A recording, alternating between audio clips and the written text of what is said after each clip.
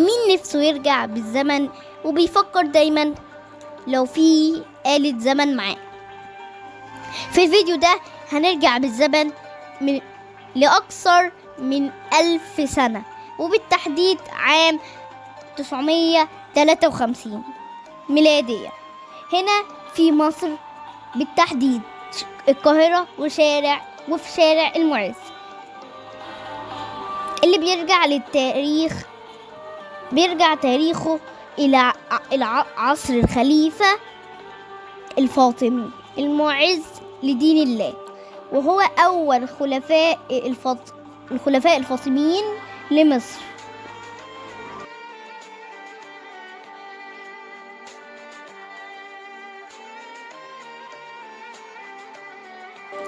ولو قدرت انك تقعد لحد الليل هتلاقي شكل الأضواء الرائع مغطي كل البيوت الموجودة أو الأماكن اللي موجودة في شارع المعز.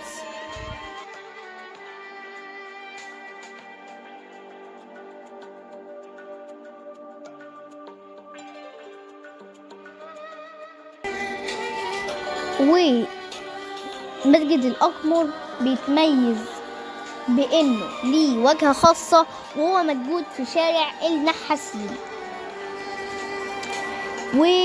وسمي بمسجد الأقمر نظرا للون حجارته اللي تشبه لون القمر.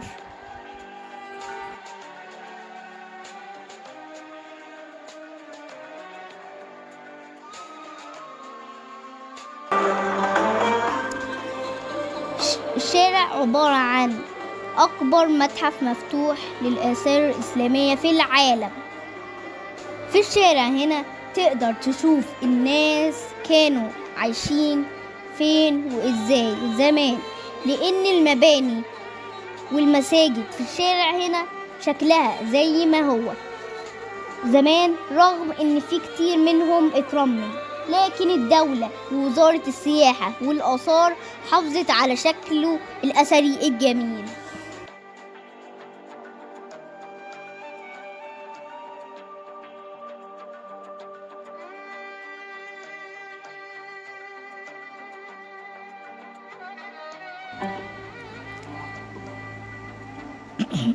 حدود شارع المعز من باب الفتوح وحتى باب الزويلة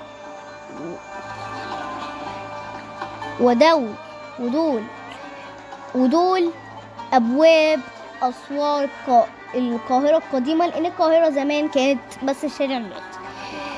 مرت أزمان وعصور كتيرة على شارع المعز من العصر الفاطمي وحتى عصر أسرة محمد علي، والنهاردة في زماننا الحالي هتلاقي الشارع مليان محلات تجارة ما بين التحف والحرف اليدوية، وبتبيع تحف أثرية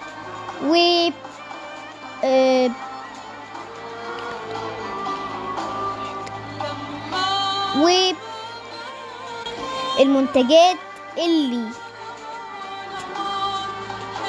بتعبر عن تاريخ وآثار مصر. ومن أشهر الآثار في شارع المعز مدرسة وقبة صالح نجم الدين أيوب، زبيل وكتاب عبد الرحمن كتوتخة، مدرسة وخنكة سلطان ظاهر برقوق، باب النصر، باب الفتوح، جامع الحاكم بأمر الله، جامع الأقمر،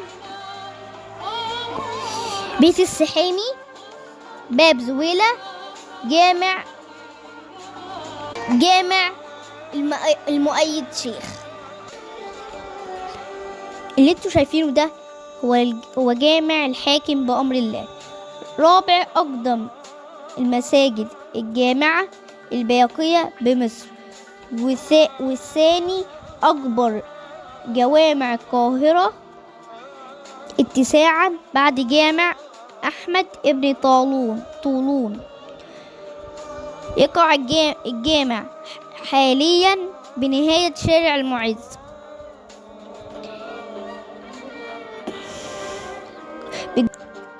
في حي الجاملية بجوار باب الفتوح.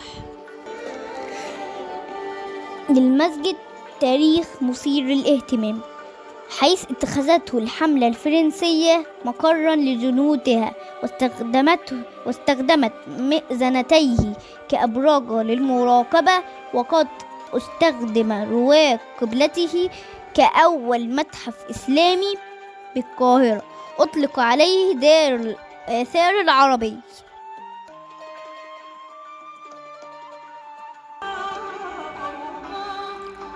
أتمنى يكون الفيديو عجبكم، واستنوني في فيديو جديد من سلسلة أم الدنيا، وتنسوا تعملوا لايك وشير وسبسكرايب. سلام.